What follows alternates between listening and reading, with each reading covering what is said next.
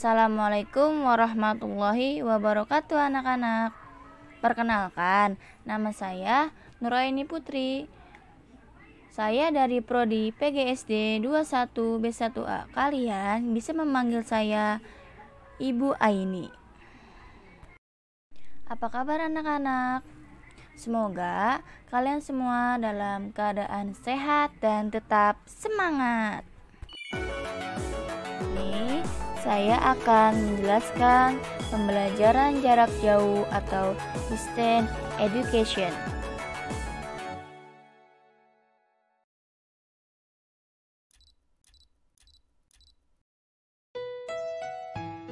Pembelajaran jarak jauh atau distance education adalah pendidikan formal yang berbasis lembaga yang peserta didik dan instrukturnya berada di lokasi terpisah sehingga memerlukan sistem telekomunikasi interaktif untuk menghubungkan keduanya dan berbagai sumber daya yang diperlukan di dalamnya. Jadi, meluasnya wabah pandemi COVID-19 telah memaksa pemerintah untuk menutup sekolah-sekolah dan mendorong diadakannya pembelajaran jarak jauh dari rumah. Berbagai cara dilakukan untuk memastikan bahwa kegiatan belajar tetap berlangsung meskipun tidak adanya sesi tatap muka langsung. Secara sederhana, pembelajaran jarak jauh adalah pendidikan yang diajarkan dari jarak jauh, tanpa ruang kelas secara fisik. Historinya, istilah dari pembelajaran jarak jauh terkait dengan program perguruan tinggi yang memungkinkan mahasiswanya belajar dari jarak jauh. Sekarang, pembelajaran jarak jauh tidak hanya berlaku bagi mahasiswa di tingkat perguruan tinggi, namun juga siswa sekolah menengah atas, menengah pertama, bahkan siswa sekolah dasar. Pada dasarnya, pendidikan jarak jauh merupakan metode di mana peserta didik dengan pengajar berada di lokasi berbeda, sehingga diperlukan sistem telekomunikasi yang interaktif untuk dapat terhubung satu dengan lainnya. Pada pembelajaran jarak jauh, peran teknologi sangatlah dibutuhkan, mengingat pembelajaran dilakukan secara daring atau online.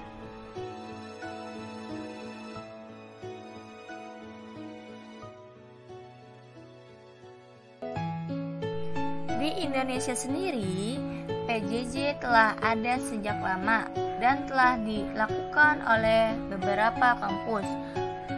Universitas Terbuka merupakan salah satu pelopor pendidikan jarak jauh di Indonesia.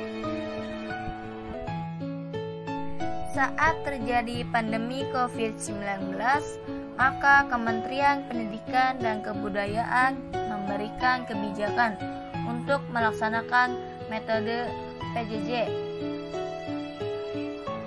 Menteri Pendidikan dan Kebudayaan Mendikbud Nadiem Makarim mengatakan bahwa pembelajaran jarak jauh dapat diadopsi menjadi permanen. Permanen dalam arti kata PJJ tetap dilakukan meskipun pandemi sudah berakhir, namun prosentase hanya sedikit.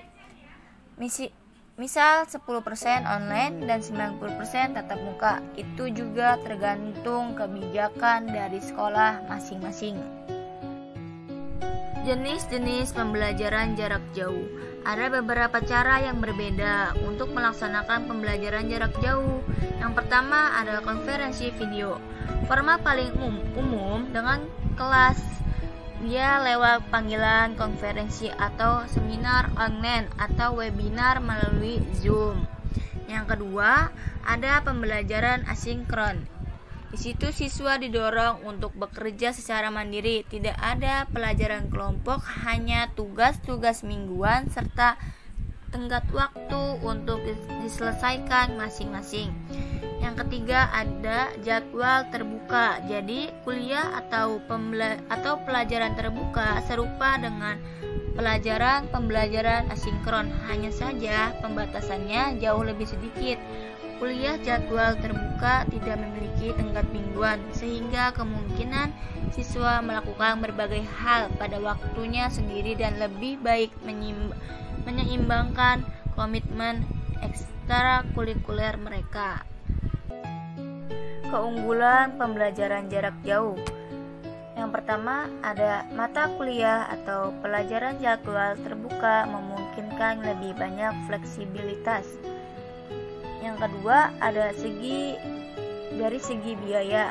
Mata pelajaran atau kuliah pembelajaran jarak jauh cenderung lebih murah daripada kuliah yang bertempat di kampus karena memerlukan sumber daya dan prasarana yang lebih sedikit. Yang ketiga, ada mata pelajaran atau kuliah pembelajaran jarak jauh terkadang memberi kesempatan kepada siswa untuk mengajar mata pelajaran atau kualifikasi yang mungkin tidak tersedia di daerah setempat. Terus selanjutnya ada mengurangi pengeluaran tambahan seperti untuk ruang kelas dan staf pengajar. Terus yang terakhir ada peserta didik dapat mengontrol kapan mereka belajar dan pada tahapan apa. Adapun kelemahan pembelajaran jarak jauh. Yang pertama, ada disiplin dapat menjadi masalah bagi pendidik saat melakukan pembelajaran jarak jauh. Yang kedua, ada saat siswa belajar di rumah, mereka mungkin dikelilingi oleh lebih banyak gangguan daripada saat belajar di sekolah. Yang ketiga, ada minimnya kontak langsung antara pengajar dan peserta didik memperlambat proses terbangunnya relasi sosial. Terus yang terakhir ada keterbatasan teknologi komunikasi dan informasi yang tidak dapat menggantikan sepenuhnya proses komunikasi dan interaksi secara langsung yang terjadi dalam pendidikan konvensional. Tips pembelajaran jarak jauh bagi siswa. Yang pertama, membuat jadwal dan menepatinya. Yang kedua, tentukan ruang khusus untuk belajar. Yang ketiga, bersiap menghadapi hari yang akan datang. Terus ada kenali berbagai alat bantu. Yang terakhir ada ambil waktu untuk beristirahat. Bagaimana pembelajaran jarak jauh disampaikan? Proses pembelajaran jarak jauh dapat disampaikan dengan menggunakan berbagai teknik dan teknologi, antara lain e-learning, program televisi, bahan-bahan tertulis. E-learning adalah penyampaian dengan komputer dan memanfaatkan teknologi internet serta pemrograman yang memungkinkan para peserta didik untuk berinteraksi dengan bahan-bahan pelajaran melalui chatroom, ruang komunikasi, atau niceboard, papan pengumuman, atau video conferencing, dan lain-lain. Program televisi merupakan suatu seri program televisi yang dirancang untuk menyampaikan teknik-teknik dan teori. Metode ini dapat berupa penyiaran melalui saluran kabel. Terus ada bahan-bahan tertulis. Kadangkala disebut kursus melalui surat.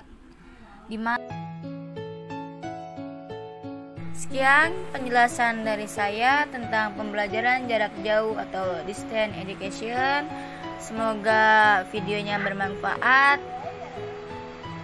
dan terima kasih.